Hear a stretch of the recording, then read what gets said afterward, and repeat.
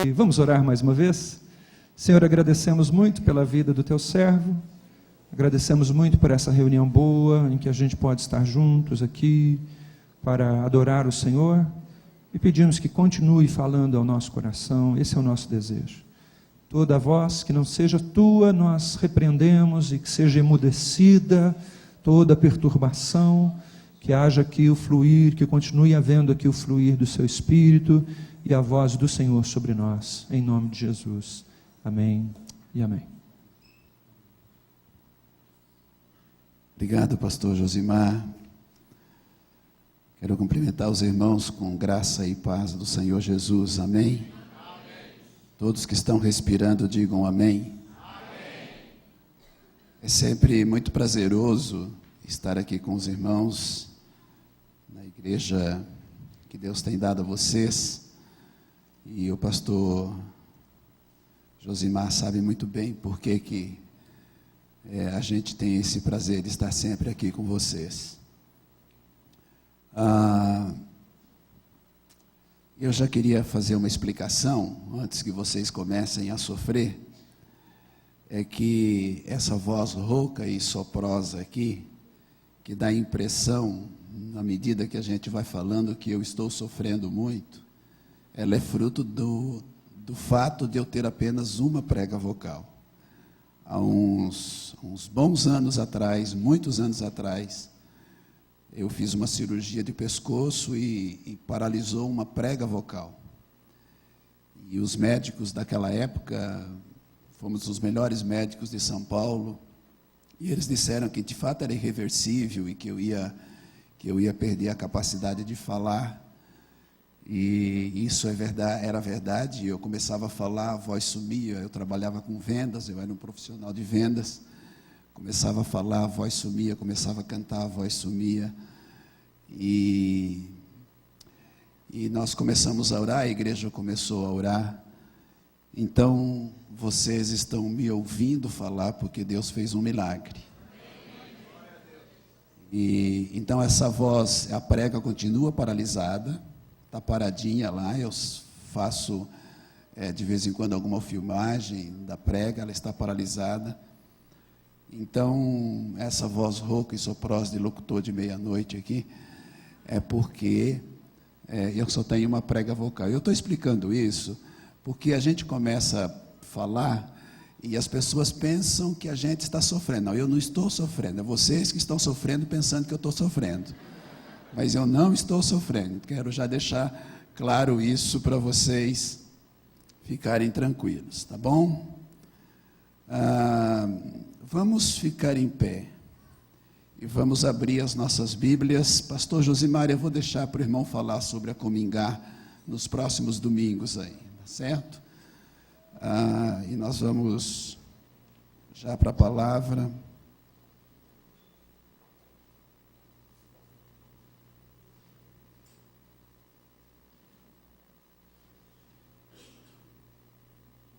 Vamos abrir as nossas Bíblias em Apocalipse, capítulo de número 5. É o mesmo texto e que nós pregamos hoje pela manhã, pela metodologia da igreja que se reúne em celas e trata a respeito daquilo que foi ministrado no domingo. Alguns de vocês já ouviram, mas creio que Deus sempre tem algo novo, mesmo naquilo que a gente já conhece. Apocalipse, capítulo de número 5.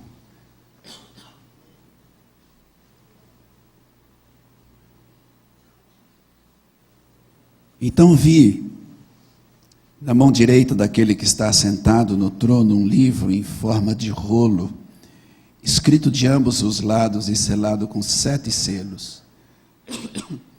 Vi um anjo poderoso proclamando em alta voz: quem é digno de romper os selos e de abrir o livro?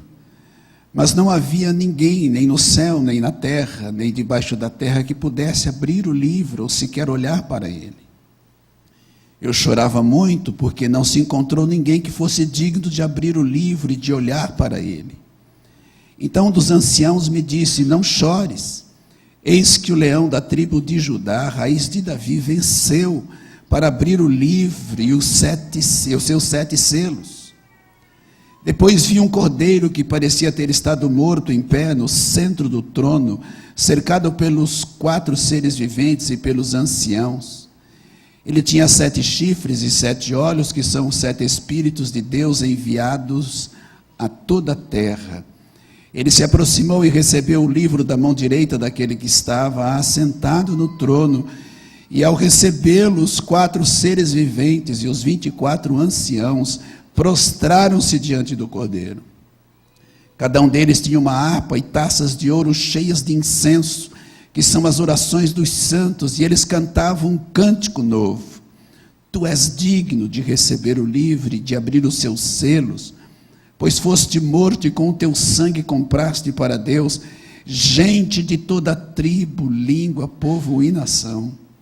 Tu os constituíste reino e sacerdotes para o nosso Deus, e eles reinarão sobre a terra. Então olhei e ouvi a voz de muitos anjos, milhares de milhares e milhões de milhões. Eles rodeavam o trono, bem como os seres viventes e os anciãos, e cantavam em alta voz: digno é o cordeiro que foi morto, de receber poder, riqueza, sabedoria, força, honra, glória e louvor. Depois ouvi todas as criaturas existentes no céu, na terra, debaixo da terra e no mar, e tudo que neles há, que diziam aquele que está sentado no trono e ao Cordeiro: sejam o louvor, a honra, a glória, o poder para todo sempre. Os 4 seres viventes disseram: amém. E os anciãos prostraram-se e o adoraram. Pai, nós cremos na Tua palavra. A Tua palavra é lâmpada para os nossos pés e luz para os nossos caminhos. A Tua palavra é viva e eficaz e é poderosa. A Tua palavra penetra mentes e corações. A Tua palavra. E nós nos dobramos diante da Tua palavra agora, nós nos colocamos diante da Tua palavra. E pedimos que Tu venhas, pelo ministério do Teu Espírito Santo, venhas aplicá-la aos nossos corações, para a Tua glória e para o Teu louvor, em nome de Jesus. Amém e amém. Os irmãos podem se assentar. O livro do Apocalipse é o livro da revelação. Deus pega João, que está ali preso na ilha de Patmos, e arrebata João e começa a dar a João as revelações daquilo que aconteceria no futuro. Nos primeiros versículos nós lemos que Deus revela a João a questão das igrejas, as 7 cartas, as 7 igrejas. No capítulo de número 4 nós vemos quem é que está assentado no trono.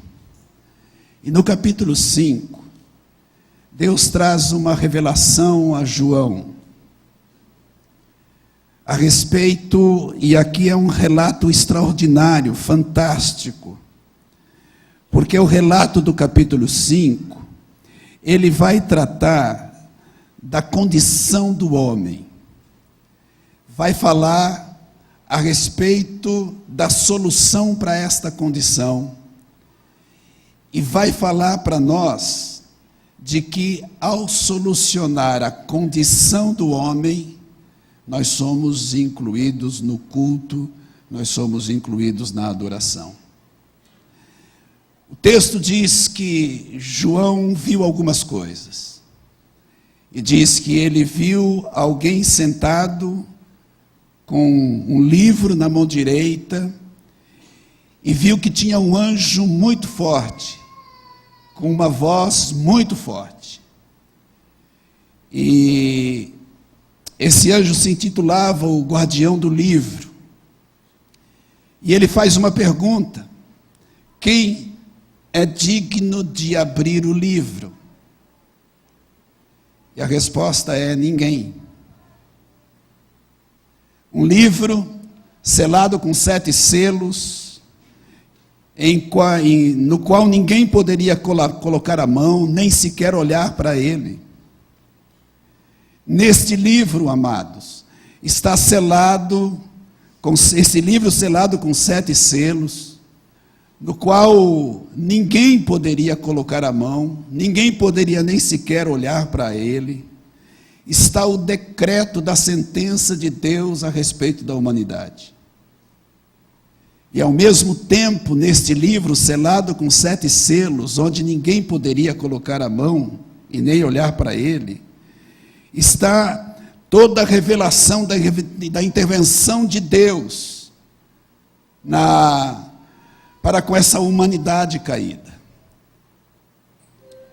Esse livro selado é a representação de que nós fomos banidos da presença de Deus, de que a humanidade foi banida da presença de Deus. E nós podemos voltar lá para Gênesis, no capítulo 3, no verso 23 e 24, e ali está escrito: o Senhor Deus, pois, os lançou fora do jardim do Éden, e havendo lançado fora o homem, pôs querubins ao oriente do jardim do Éden, e uma espada flamejante que se revolvia por todos os lados, para guardar o caminho da árvore da vida. Então, se ninguém, nem na terra, nem no céu, nem debaixo da terra, podia abrir o livro, como humanidade nós estávamos perdidos. Como humanidade nós estávamos sem direção. E por causa disso, porque ninguém podia abrir o livro, Deus não poderia fazer absolutamente nada e não poderia aplicar a sua graça divina sobre a humanidade. Quando Lúcifer se rebelou contra Deus, e se rebelou contra a santidade de Deus, ele levou com ele uma milícia de anjos. E quando ele levou o homem a rebelar-se contra Deus, da mesma forma, ele levou toda a humanidade. Porque Deus criou o homem para ser um grande homem, o criou para a sua imagem e a sua semelhança. Deus criou o homem para ser um homem que fosse governar e dominar sobre todas as coisas criadas. Deus criou o homem para ser um grande homem com plenitude de vida, para dominar e governar todas as coisas. Só não o criou para ser igual a Deus. Criou o homem com essa plenitude de vida, e Satanás vem e engana o homem e diz: Deus sabe que no dia que vocês comerem deste fruto, os vossos olhos se abrirão e vocês serão iguais a Deus. Queridos, Deus suporta o homem cometendo os mais vis pecados, mas Deus não suporta e não aceita o homem querer ser igual a Ele. E esse foi o erro de Lúcifer, e esse foi igualmente o erro do homem, e o pecado entrou. E Romanos, no capítulo 5, verso 12, diz que, portanto, assim como por um só homem entrou o pecado no mundo, e com o pecado a morte passou a todos os homens, porque todos pecaram. E este é o quadro. Este é o quadro de Apocalipse, capítulo 5. Banidos, lançados da presença de Deus, e nada mais, nada, absolutamente nada, era mais trágico do que isso, para a humanidade, para mim e para você. E João, no capítulo 4, o texto diz que João entra em desespero. Ele diz que ele chorava muito, porque se ninguém podia pegar o livro, e muito mais, se ninguém podia nem mesmo olhar para ele, não havia saída para a humanidade. Não havia como a humanidade ser resgatada, perdidos eternamente. Porque o livro onde está selado o nosso destino eterno, ninguém podia tocar, ninguém podia abrir. E neste quadro de angústia E nesse quadro de desespero, João ouve uma voz.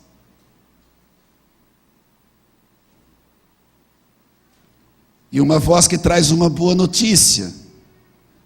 Um dos anciãos chama João e diz: não chores. Há alguém que pode abrir o livro. Há alguém que pode romper com os 7 selos. O leão da tribo de Judá, a raiz de Davi, venceu para abrir este livro e os seus selos. Aleluia! Glória a Deus! Agora há uma saída para a humanidade, porque o leão da tribo de Judá, a raiz de Davi, venceu. E aqui começa o relato da nossa redenção. Aqui começa o relato, a história que começa a dar a mim e a você uma nova perspectiva de vida. Começa aqui uma nova dimensão de vida. Porque o Cordeiro de Deus, porque o leão da tribo de Judá venceu e ele pôde abrir o livro. Porque é por isso que nós estamos aqui hoje. A gente não está aqui hoje porque é bonzinho, não. A gente não está aqui hoje porque a gente é simpático, bonitinho. Nós só estamos aqui hoje porque o livro foi aberto. Só por isso. Só por isso. Porque o Cordeiro de Deus tomou o livro, o Senhor Jesus pôde abrir o livro. E ele disse lá em Hebreus que ele rasgou o véu e agora temos ousadia para entrar no Santo dos Santos pelo novo e vivo caminho. Porque com uma só oferta aperfeiçoou para sempre os que estão sendo santificados. Por isso ele é digno de todo louvor, por isso ele é digno de toda honra, por isso ele é digno de toda adoração, porque ele é o leão da tribo de Judá, porque ele tomou o livro onde estava selada a minha e a sua sorte, e agora ao abrir o livro, eu e você temos uma nova dimensão de vida. Meus queridos, como é que essa verdade, como é que essa notícia chega para o teu coração? Que abalo essa informação de que você estava banido da presença de Deus, e porque o Cordeiro de Deus, o leão da tribo de Judá, ele tomou o livro e abriu, e a minha e a sua história começou a ganhar um novo foco, uma nova dimensão. Como é que essa notícia chega no teu coração?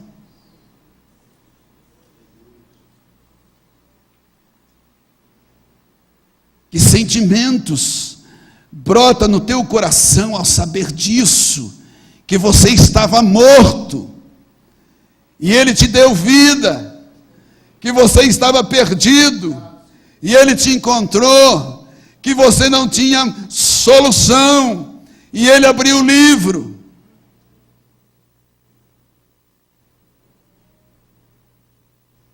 Quando o apóstolo Paulo entendeu isso, ele disse: agora já não tenho mais minha vida preciosa para mim mesmo. Que resposta nós temos dado ao gesto do leão da tribo de Judá? Que resposta nós temos dado a esse gesto de Jesus? Na verdade, tudo que nós fizermos ainda será insuficiente, porque não há nada em nós que possa merecer a graça de Deus. Não merecemos, miseráveis, pecadores, banidos da presença de Deus, mas por graça e misericórdia temos o nosso destino mudado.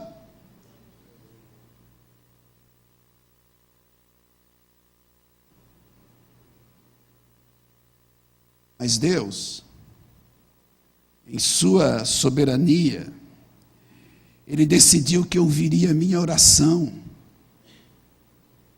Não mereço nada, não merecemos nada, Mas a graça de Deus é a decisão, graça é a decisão de Deus, de dar a você e a mim aquilo que a gente não merece. Nós não merecemos estar aqui, nós não merecemos cantar, nós não merecemos ter a Bíblia aberta, nós não merecemos absolutamente nada, nós não merecemos dizimar, nós não merecemos abençoar, nós não merecemos abraçar, nós não merecemos nada, mas por graça, na sua soberania, Ele decide que nos daria tudo isso. É por isso que a gente está aqui, é porque a graça nos alcançou. E a misericórdia de Deus, se graça é Deus nos dando aquilo que a gente não merece, misericórdia é a decisão de Deus de não nos dar aquilo que a gente merece. Deus então, na sua soberania, Ele decidiu que ouviria a minha oração, que eu não sei fazer, que na sua soberania Ele daria atenção, que Ele inclinaria os seus ouvidos para mim, que Ele me daria a graça de me juntar com mais alguns outros e ali que nós adoramos. Ele na sua soberania, Ele decidiu que seria honrado pela minha vida de fé e pelos frutos, mas não se esqueçam, depois que vocês fizerem tudo o que lhes foi ordenado, vocês devem se considerar servos inúteis.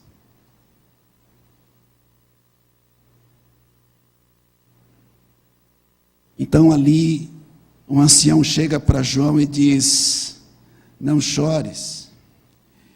E quando o ancião diz: não chores, eis o leão da tribo de Judá, João se vira para ver o leão, está no versículo de número 6. E quando João se vira para ver o leão da tribo de Judá, ele vê um cordeiro. Tem alguma coisa que não bate aqui. O ancião diz: eis o leão da tribo de Judá, e João se vira. E ele não vê o leão da tribo de Judá, ele vê o cordeiro. E um cordeiro no sacrifício, degolado, aberto na frente, para que as suas vísceras ficassem expostas. O ancião aponta um leão e João vê um cordeiro. Como entender isso? É apontado o leão, mas João vê o cordeiro. Queridos, é que visão da leão da tribo de Judá era dada, ser vista pelos 4 seres viventes, pelos 24 anciãos e pelos anjos angelicais.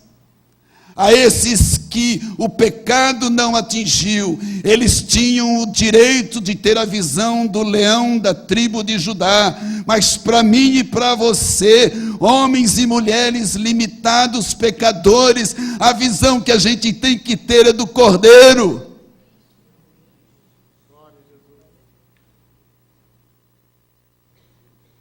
A nossa identificação não é com um leão, a nossa identificação é com um cordeiro. Nós somos chamados para sermos como o cordeiro.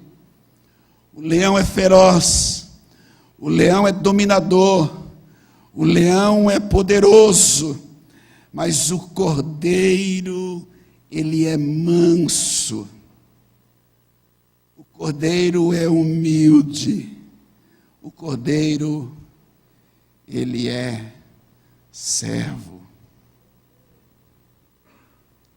Mas nós vivemos um tempo em que nós queremos a visão do leão. Há muitos querendo o poder do leão. Há muitos querendo a velocidade do leão. Há muitos querendo ser como o leão, onde ele determina e as coisas têm que acontecer, inclusive para o próprio Deus. Mas nós precisamos ter a visão do cordeiro. Eu e você precisamos ter a visão do Cordeiro. Nós não precisamos do rugido do leão, mas da singeleza do Cordeiro. É o Cordeiro que vai para o sacrifício. Se alguém quiser vir após mim, tome cada dia a sua cruz. Sacrifício. A igreja precisa viver a natureza do Cordeiro. O evangelho que transforma um homem, o evangelho que transforma uma família, uma sociedade, o evangelho que transforma é o evangelho do Cordeiro, é o evangelho de Jesus. Por isso que a palavra de Deus, tanto nos evangelhos como nas cartas, nós lemos a exortação, o ensino, para que nós nos voltemos uns para os outros. Isso que nós vivenciamos aqui, alguns minutos atrás, de nos voltarmos uns para os outros, não deveria ser algo que acontecesse somente quando a gente é mandado fazer. Viver uns aos outros deveria ser algo natural, um estilo de vida. Amai-vos uns aos outros, suportai-vos uns aos outros, levai as cargas uns dos outros, humilhai-vos uns aos outros, orai uns pelos outros, suportai-vos uns aos outros. Quem quer ver o leão, quer ter a força do leão.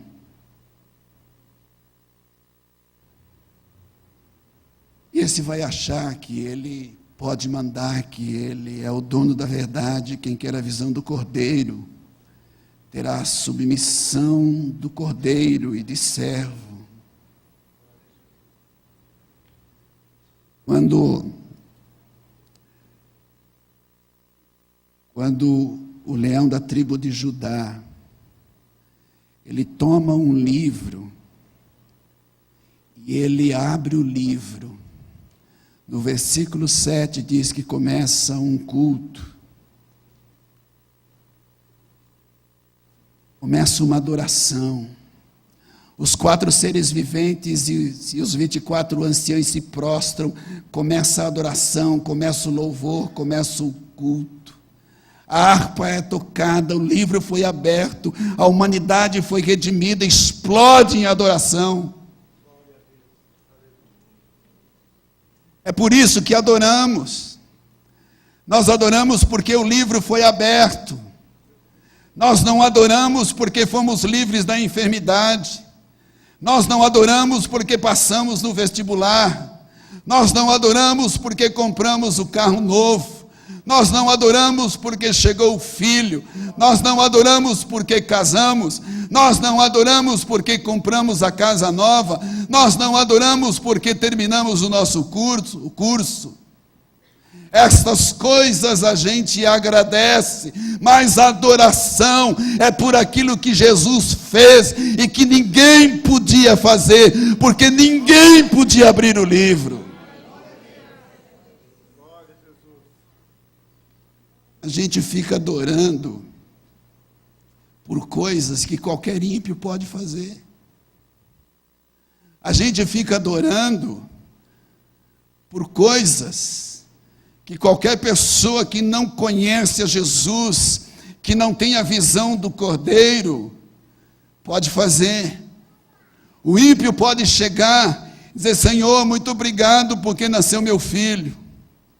O ímpio pode chegar e dizer: Deus, obrigado porque eu troquei de carro.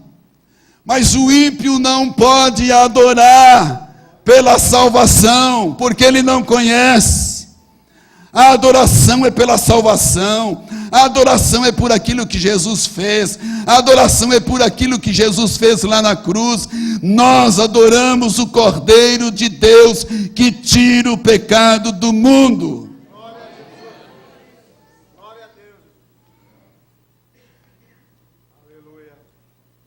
Nós adoramos porque não estamos mais nas trevas, porque agora fomos transportados das trevas, porque estávamos mortos em nossos delitos e pecados, mas temos vida e vida em abundância, Você não foi tirado do império das trevas para viver para você mesmo. Você não foi tirado do império das trevas para viver para os teus próprios sonhos, os teus próprios projetos de vida. Você foi tirado do império das trevas para adorar o Cordeiro, porque foi o Cordeiro que abriu o livro, e porque Ele abriu o livro, nós temos vida.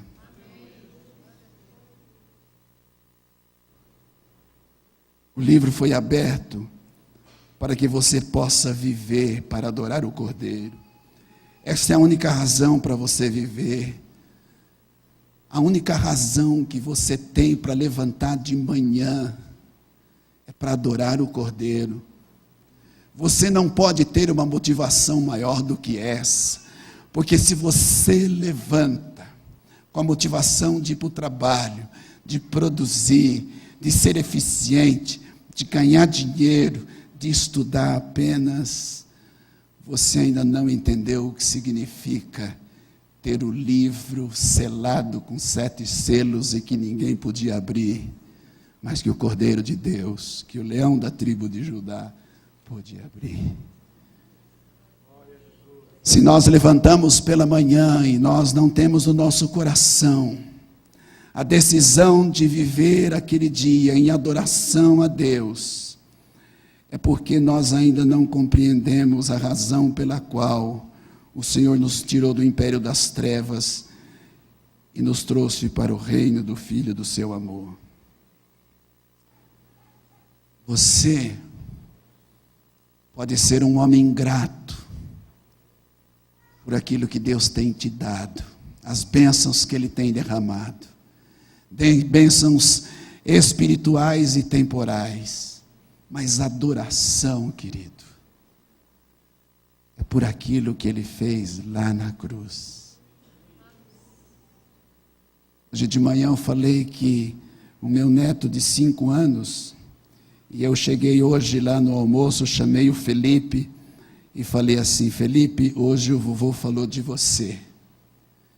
E ele disse, arregalou os olhinhos azuis dele, o vovô falou que você faz um negócio quando o vovô viaja e chega. Porque quando a gente chega de viagem, eu chego de viagem junto com a Silene ou sozinho, e quando a gente entra em casa ainda puxando a mala, sabe qual é a primeira frase dele? Tem presente? Aí quando eu falei que, eu disse para a igreja que o meu neto de 4 anos, falou, não, 5, vovô. Então tem 5. Quantos aqui, com 5 anos de idade? Quantos aqui, com 4 anos de idade, que tem vindo ao culto, não por aquilo que Jesus fez, mas por aquilo que Ele pode dar? O culto é uma explosão da nossa adoração durante a semana. Nós nos juntamos aos domingos para celebração, porque durante a semana nós adoramos a Deus. Adoramos a Deus nos mínimos detalhes, adoramos a Deus pelas vitórias, adoramos a Deus pelo sucesso, adoramos a Deus por todas as coisas, mas adoramos porque nós fomos redimidos.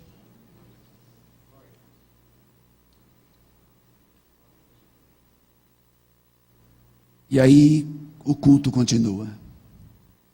Em os 4 seres viventes, os 24 anciãos, e depois o versículo de número 11, ele diz que os milhares e milhares de anjos vieram adorar. E diziam que o Cordeiro, digno é o Cordeiro de receber o poder. No verso de número 13, vejam que interessante, que coisa extraordinária. No versículo de número 9, os 4 anciãos e os 24 seres viventes, os quatro seres viventes e os 24 anciãos. No versículo de número 11, os milhares e milhares e milhões de anjos. E no versículo 13, eu e você somos incluídos no culto. Eu e você somos chamados para cultuar, antes fechados, dominados, selados, imobilizados, sem a menor possibilidade de cultuar. Agora somos livres, inseridos, enxertados nesse culto ao único que é digno de toda adoração e de todo louvor. Antes dominado pelos impérios das trevas, agora transportado para o reino do Filho do seu amor. Queridos, você foi salvo para adorar. Diga para a pessoa que está do teu lado, você foi salvo para adorar.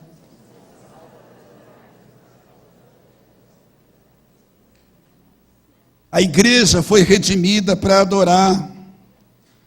Você foi redimido para cultuar. Toda a nossa vida só tem sentido se ela for um culto a Deus. O culto em nossas vidas deve durar 24 horas por dia, 7 dias por semana, 365 dias por ano, a vida toda. Você é o culto. Você é o culto. A gente não sai do culto, porque o culto é a adoração ao Cordeiro de Deus que tira o pecado do mundo. Por isso que o culto não termina, por isso que o culto nunca acaba. A gente trabalha cultuando, a gente conversa cultuando, a gente negocia, viaja, compra, vende, prega, cultuando. A gente conversa com as pessoas, fica noivo, casa, tem filhos. Mantemos as nossas relações sexuais com os nossos esposos e esposas cultuando.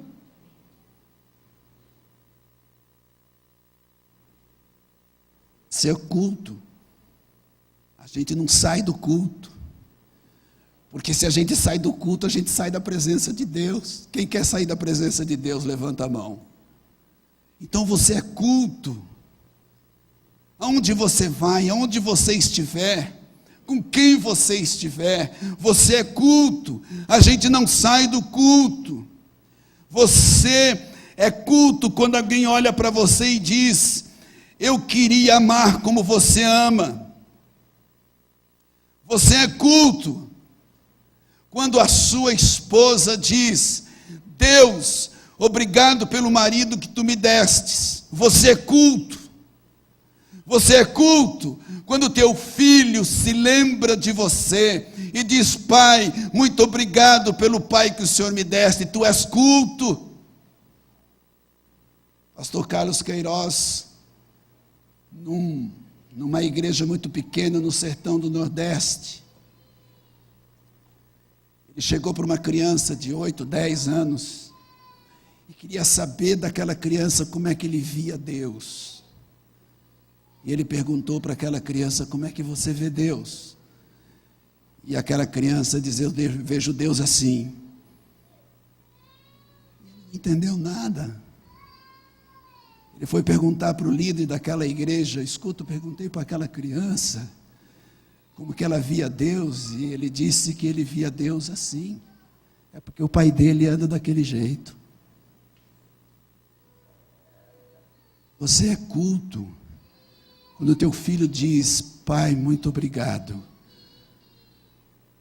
pela mãe que o Senhor me deu.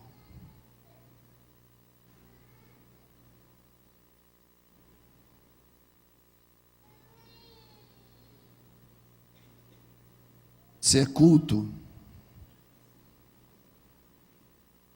quando aquele garçom que serve você, e a maioria de vocês vão sair daqui para as pizzarias, você é culto quando aquele garçom que chega para te servir, a primeira coisa que você pergunta para ele não é o cardápio, a primeira coisa que você pergunta para ele: qual é o seu nome? Você é culto quando você chega num posto de gasolina e o frentista vem te atender, e antes dele perguntar álcool ou gasolina, você pergunta para ele: qual é o teu nome? Que bom que você veio me servir. Eu quero te agradecer porque você veio me atender. Há poucos dias atrás, eu e Silene fomos ao shopping, lá no Catuaí. Depois da gente ver bastante vitrine, que é o que a gente faz no shopping, chamei a Silene, vamos tomar um cafezinho? Vamos. Paramos num daqueles quiosques que tem no meio, no corredor.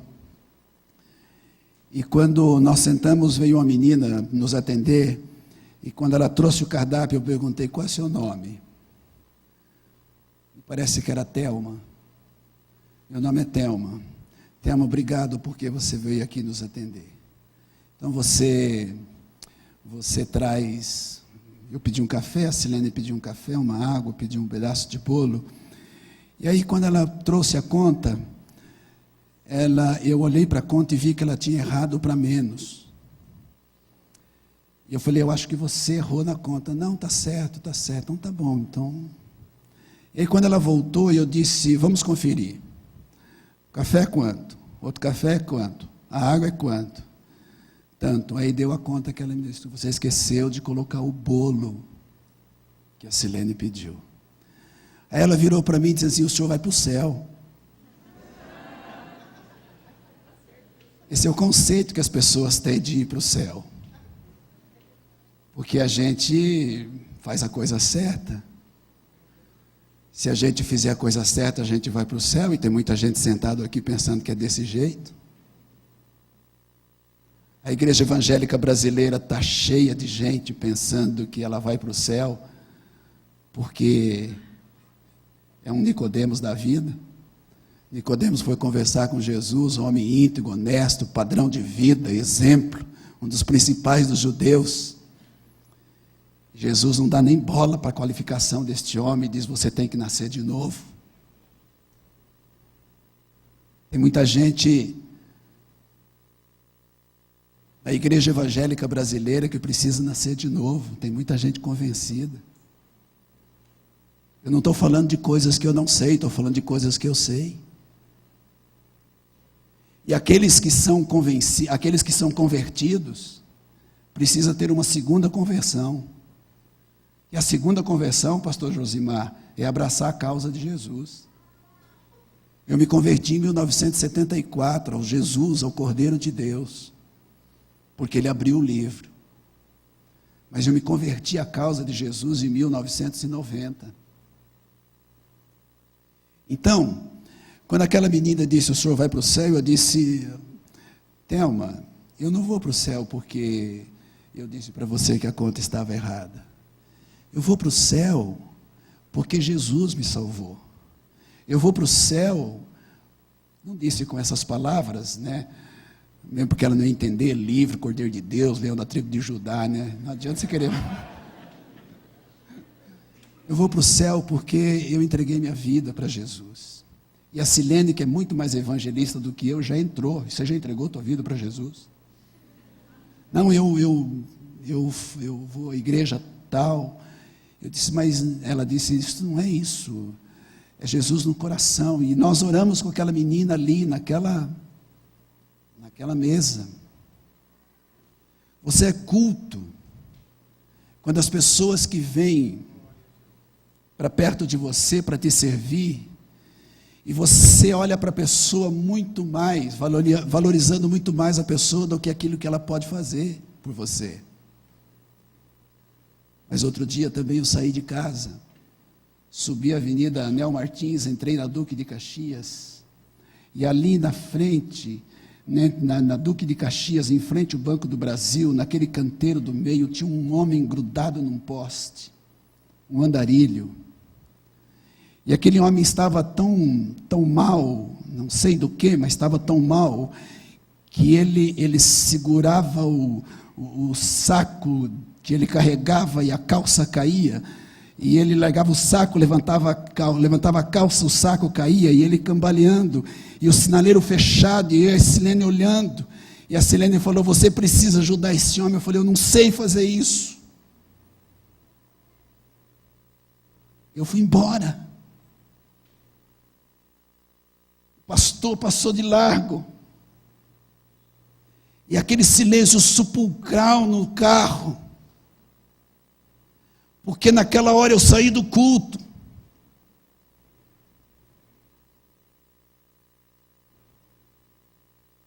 Naquela hora, eu saí do culto.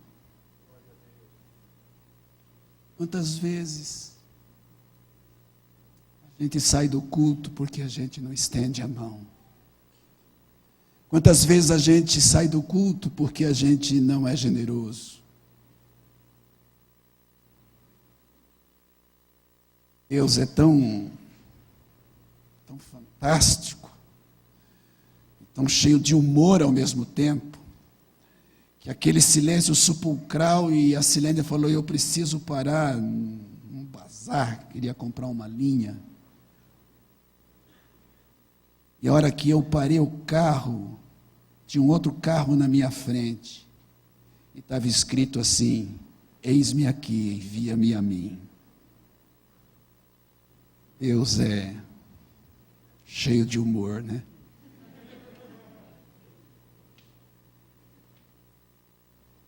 Você é culto?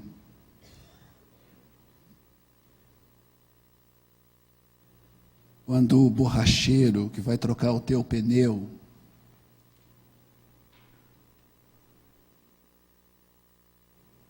você sai de lá sabendo o nome dele.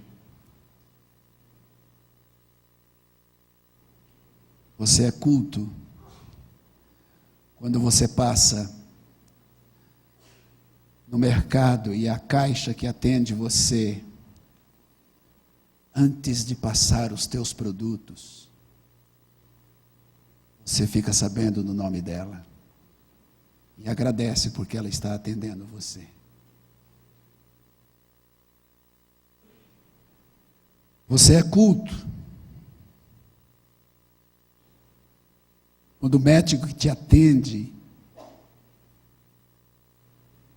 depois dele te atender, você diz, doutor, muito obrigado, mas eu queria dizer para o senhor que é um Deus que te ama, e se o senhor permitir, eu queria orar pelo senhor. Você é culto.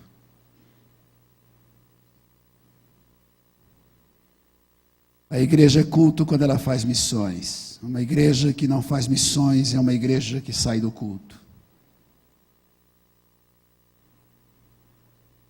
É por isso que a gente não deixa de fazer missões. Porque quando a gente não faz missões, quando a gente não é um missionário, e quando a gente não se envolve com a causa de Jesus, a gente sai do culto. Nós vamos participar da ceia. Sabe por que você vai participar da ceia? Não é porque você é batista. Você vai participar da ceia porque o Cordeiro de Deus abriu o livro.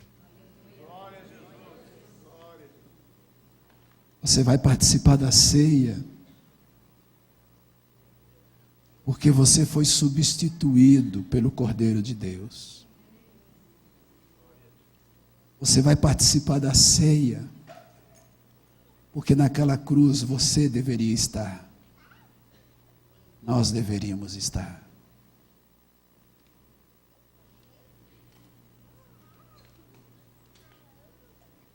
Você é o culto. Viva para adorar o Senhor. Vamos ficar em pé.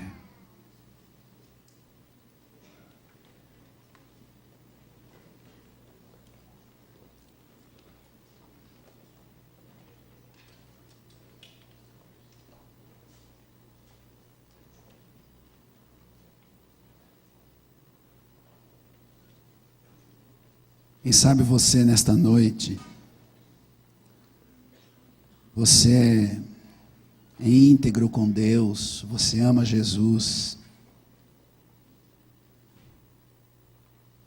você é alguém como Nicodemos,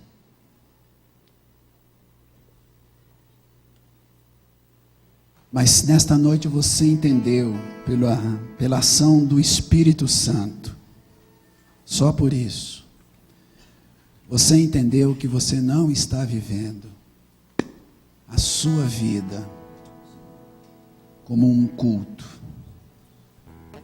Você está vivendo das mais diferentes motivações, razões, justas, lícitas, bonitas, mas você não está vivendo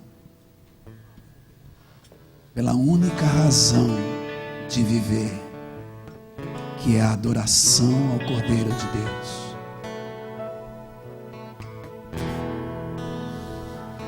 Durante muito tempo eu fiz muitas coisas,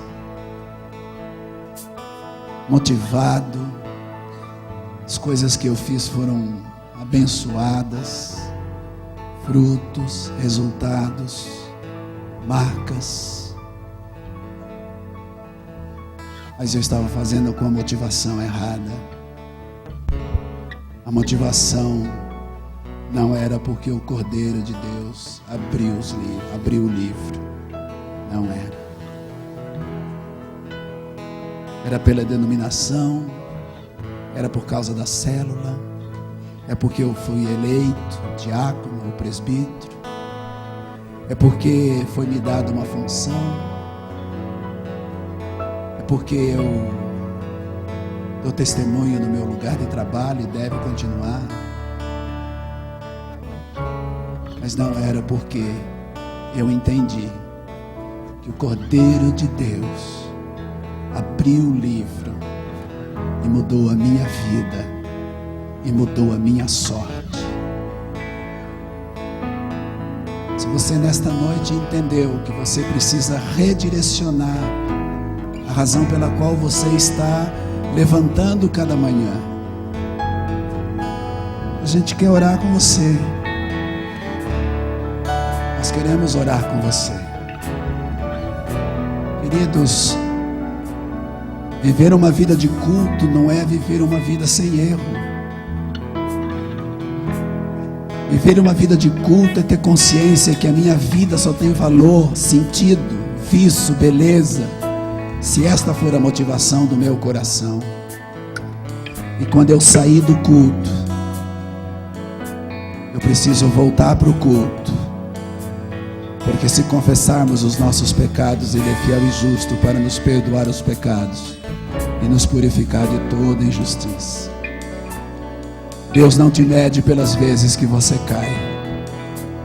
Deus te mede pelas vezes que você se levanta, pela sua graça e pelo seu amor. Há um Pai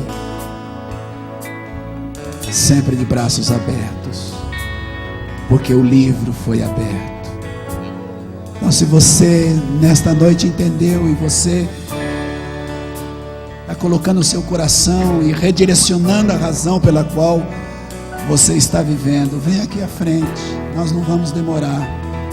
Vamos cantar uma estrofe, em seguida vamos orar. Está sentado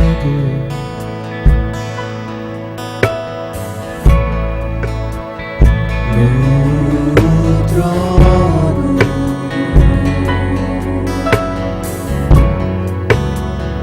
e ao Cordeiro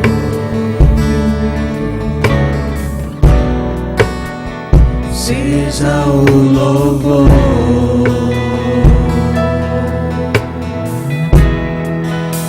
Seja a honra,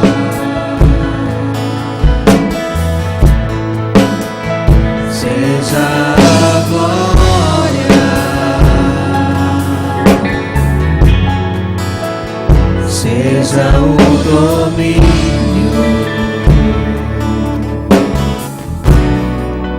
pelos séculos dos séculos.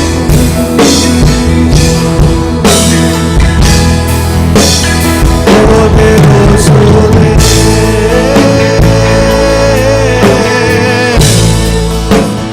poderoso Deus,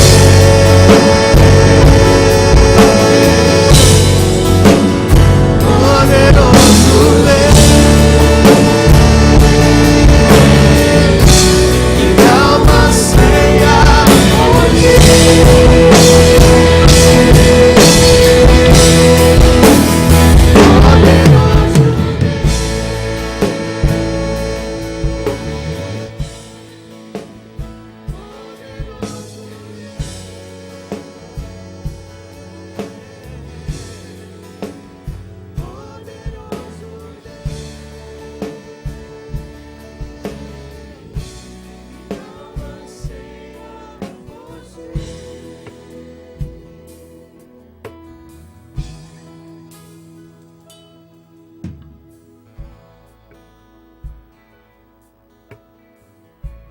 Senhor Jesus.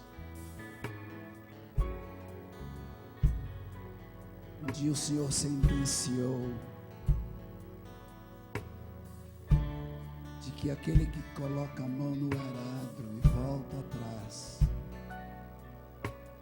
não é digno do Senhor.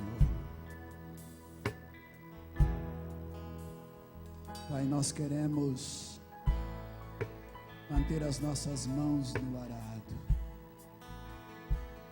Nós queremos, Senhor, viver para a Tua glória e para o Teu louvor. Livra-nos, ó Deus, de buscarmos outras motivações para viver. Todas elas, Senhor, sem a motivação primeira, serão fraudulentas, serão falsas, porque a motivação única para viver é uma vida de adoração, de culto a Ti. E por causa da adoração e do culto a Ti, todas as demais coisas o Senhor nos dá e nos acrescenta, e elas se tornam bênção para as nossas vidas. Mas aqui estamos, Deus, aqui estamos lançando as nossas vidas diante de Ti. Alguns momentos nós vamos sair do culto, Senhor, por causa da nossa natureza má, pecadora, mas o Senhor nos chama para voltar rápido, porque é terrível viver fora do culto, porque é terrível viver fora da Tua presença. Estamos, Pai, que a Tua igreja aqui, Senhor, que esses amados que estão aqui, que o Teu povo aqui, nós vivamos intensamente a vida de culto e de adoração ao Teu nome. Toda honra e toda glória e todo louvor a Ti. Bendito seja o Teu nome. Aleluia. Aleluia. Deus os abençoe, queridos. Deus os abençoe.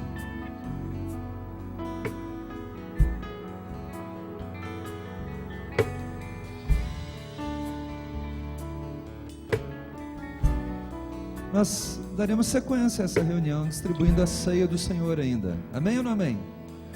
Muito bem. A mesa vai ser trazida até aqui à frente. Vou pedir ao pastor José Carlos vir aqui me ajudar. Evaldo, fica aqui também comigo aqui. Elton, peguei sua Bíblia. Os diáconos que estão escalados para nos ajudar também, por favor.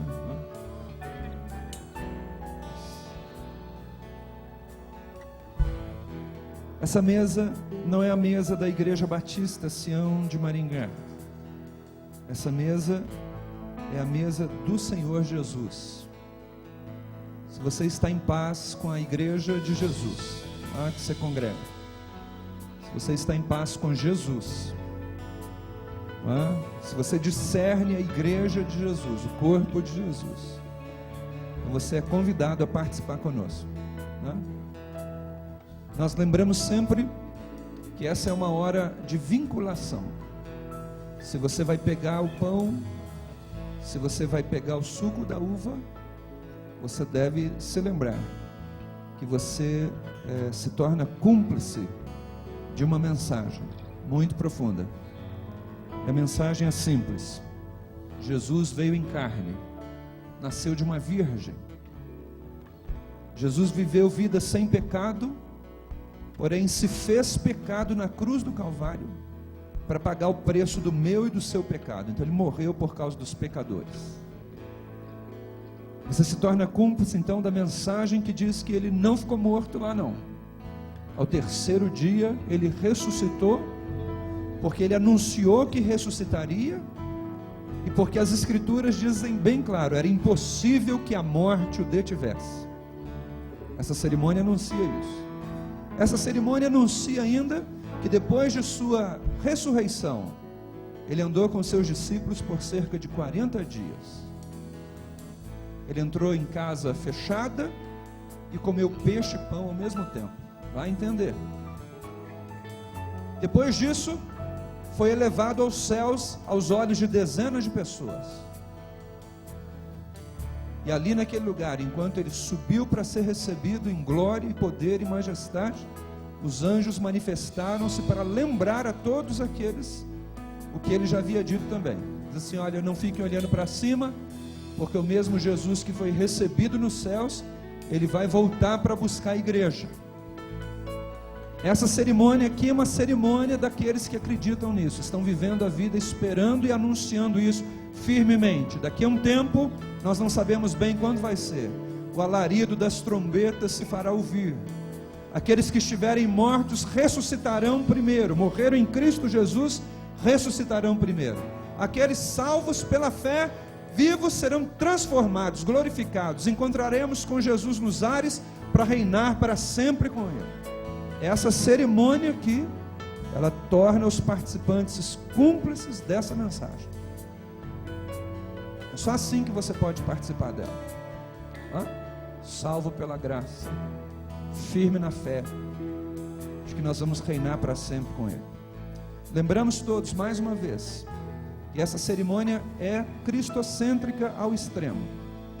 O pão fala do corpo dele, o suco da uva fala do sangue dele, os participantes são aqueles amigos dele, é tudo centralizado nele, anunciamos tudo sobre ele. Você é bem-vindo a participar, se isso tudo está dentro do seu coração de verdade. Amém? Os elementos estarão sendo distribuídos nessa hora, e você deve receber e aguardar para que a gente participe junto. Nós vamos estar adorando a Deus com uma canção, e você receba aí pacientemente nessa hora.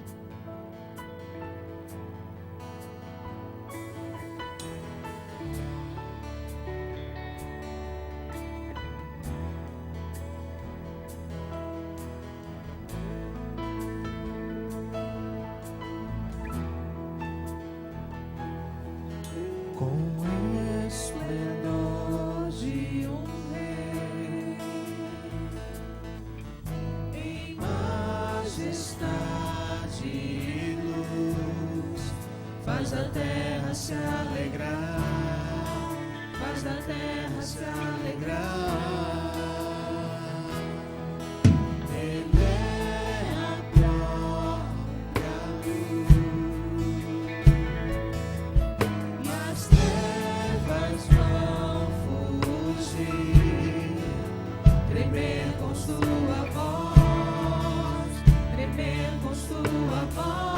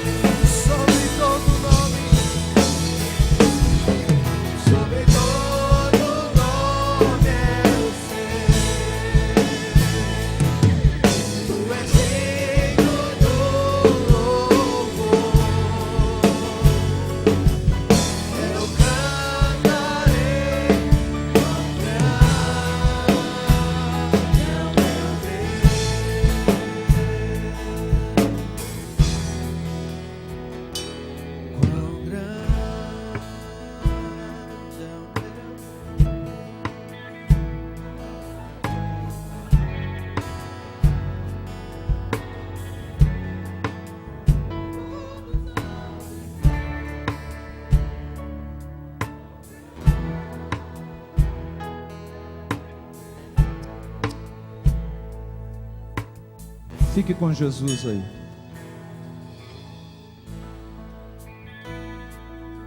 Diga suas próprias palavras a Ele nessa hora.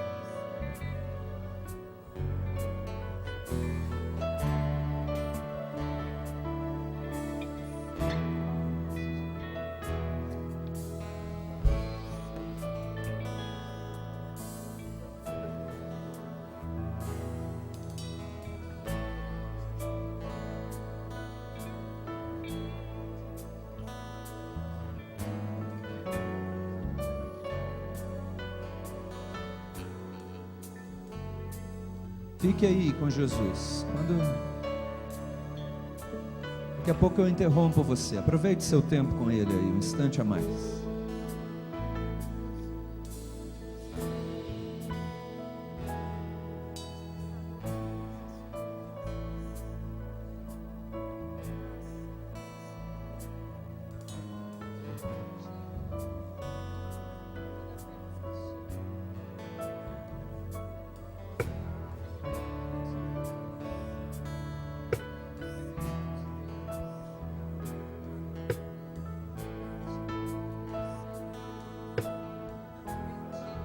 Aproveite esse tempo, fique aí bem tranquilo. Fale com Jesus um instante a mais.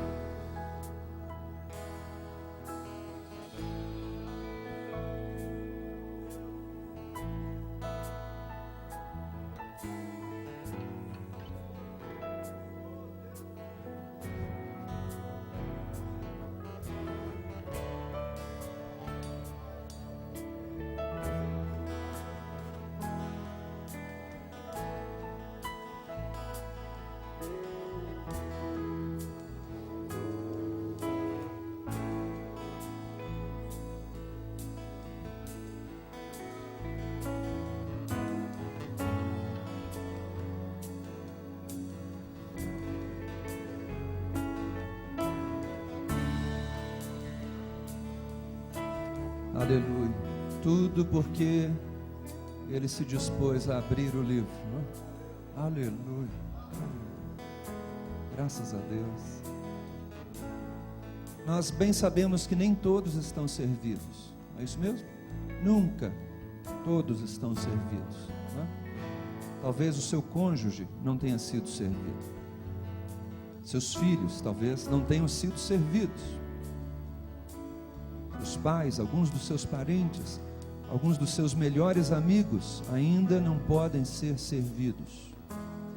Bilhões de pessoas ao redor dessa terra não podem ser servidos. Alguns dos nossos irmãos que estão sob tortura e perseguição nesse momento não podem ser servidos. E essa hora é uma hora muito intensa para nós, uma hora de profunda reflexão para cada um de nós. Nós fomos servidos, estamos servidos aqui. E pesa sobre o nosso ombro uma responsabilidade muito grande em favor de todos esses. Queria que nesse momento, curvada a sua cabeça, você orasse por alguém, orasse especificamente. Quem você gostaria que algum dia tivesse aqui também com você aqui, para ser servido?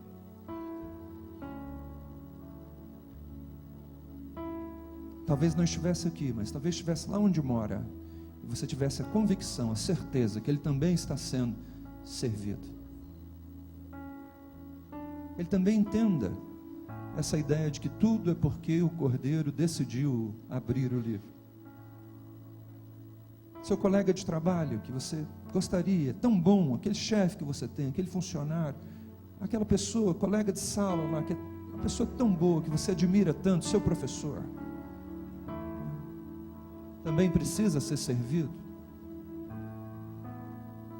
Esse momento, irmãos, não é um momento só para a igreja. Esse momento é um momento de celebração de Jesus Cristo e de vinculação a todas as preocupações do coração dele quando ele se entregou na cruz do Calvário. Assim que nós devemos participar, continuar participando desse tempo. Porque eu recebi do Senhor o que também lhes entreguei, disse o apóstolo Paulo, que o Senhor Jesus, na noite que foi traído, tomou o pão e depois de dar graças partiu o pão e disse: tomai e comei, isto é o meu corpo, que é partido por vós, façam isso em memória de mim. Semelhantemente, depois de também haver ceado, ele tomou o cálice e o suco da uva e disse: este cálice é a nova aliança feita no meu sangue. Façam isso todas as vezes que vocês beberem em memória de mim. Porque todas as vezes que vocês comerem este pão e todas as vezes que vocês beberem esse cálice, vocês vão anunciar a morte do Senhor até que Ele venha. Amém. Vamos participar do pão, você tem ele nessa hora. Alimente-se dele, com ele neste momento.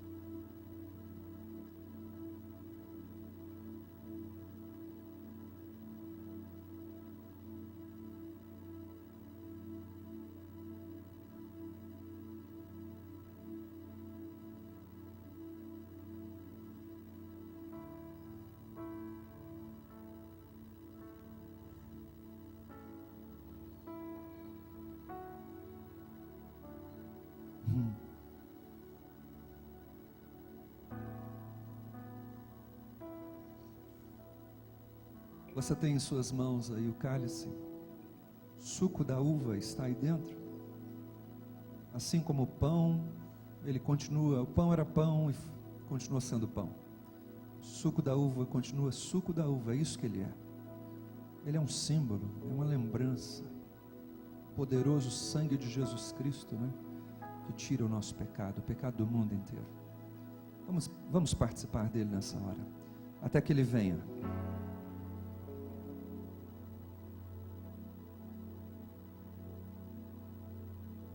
Antes de você se preocupar com o cálice, o que você vai fazer com ele agora?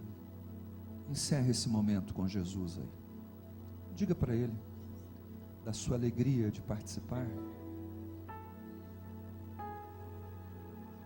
Fala para ele o que significa isso tudo aqui para você.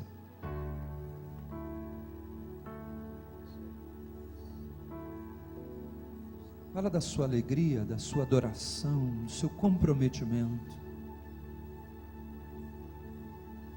Entrega a sua vida de novo para Ele, agora aí, talvez agora você deve falar assim, eu entrego a minha vida para Ti, de novo, entrego tudo para o Senhor de novo. Diga aí, Senhor, se o Senhor achar que eu posso ser útil para alguma coisa, eu quero ser isso que o Senhor deseja, o que o Senhor sonha.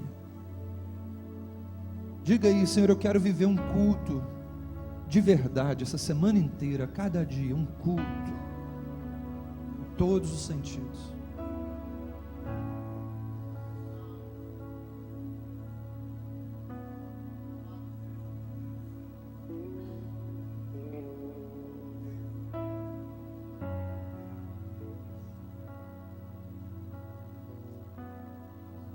Muito obrigado, meu Deus, porque Jesus Cristo abriu o livro, toda a intimidade dos céus foi revelada para nós que acreditamos nele. Ajuda-nos, ó Deus, a vivermos de acordo com a tua vontade, dia a dia, hora a hora, nós possamos ir penetrando na tua intimidade e ir tomando posse daquele que foi conquistado no Calvário em nosso favor. Abençoa a tua igreja, o teu povo. Como já foi dito aqui, quantos nesse momento estão passando pelo vale da prova, provas terríveis. É mais nesse momento que os anjos recebem ordens específicas para cada um. Abençoa a mocidade dessa igreja, abençoa as crianças dessa igreja, abençoa os juniores dessa igreja, abençoa os adolescentes, abençoa os irmãos, as irmãs, abençoa os obreiros, tem de misericórdia. Uma bênção específica e especial por aqueles que estão passando por necessidades, tem de misericórdia. Aqueles que perderam a fé, aqueles que já não acreditam mais no teu poder, na tua graça, a tua graça pode alcançá-lo nesse instante. Muito obrigado ao Senhor pela ceia que tomamos. Nós estamos ensaiando, nós estamos preparando até aquele dia. Muito obrigado, Senhor, pela igreja que temos, por tudo, Senhor, nós te agradecemos, em nome de Jesus.